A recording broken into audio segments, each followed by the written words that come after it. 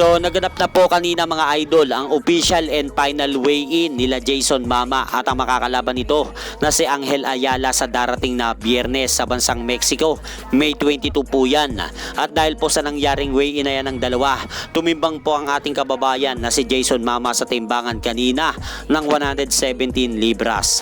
Habang ang Meksikano naman na si Angel Ayala ay tumimbang naman sa timbangan ng 116 libras. Kaya handang-handa na nga po sina Jason Mama at Angel Ayala para sa kanilang magaganap na bakbakan bukas sa bansang Mexico. At sa iba pang balita mga idol, nakapanayam nga po itong nag-iisa nating boxing world champion dito sa Pilipinas na si current IBF World Minimum Weight Champion Pedro Taduran nung nakarang araw sa Abante Sports. At tinanong nga po kay Pedro Taduran kung ano ang plano nito sa kanyang susunod na laban.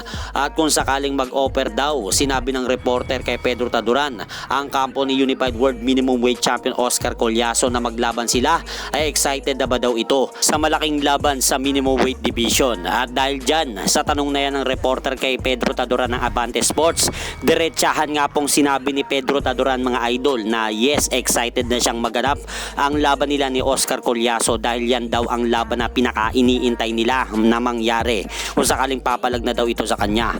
At maging itong tumalo nito lang nakaraang linggo sa isa pa nating pambato na si Melvin Jerusalem na si Sia Colwacuse at ngayon kasalukuyan ng WBC World Minimum Weight Champion ay palag din daw si Pedro Taduran sa isang unification fight kung sakaling hamunin siya nito.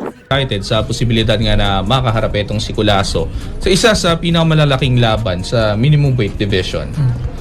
Excited ka na sakaling tanggapin nila, mag-offer na sila sa'yo? Opo, excited po kasi yun nga po pinaghahandaan po. Kung sana matuloy, hopefully na gano'n, matuloy yung laban niya. Kahit si Kosi, kung ako hamunin niya, lalaban ko siya. At hanggang dito na lang po muna ang aking update sa mga ganapan sa mundo ng boxing. At syempre mga idol, huwag nyo rin pong kalimutan, pakisuportahan nyo naman po muna ang ating munting channel. Maraming salamat po.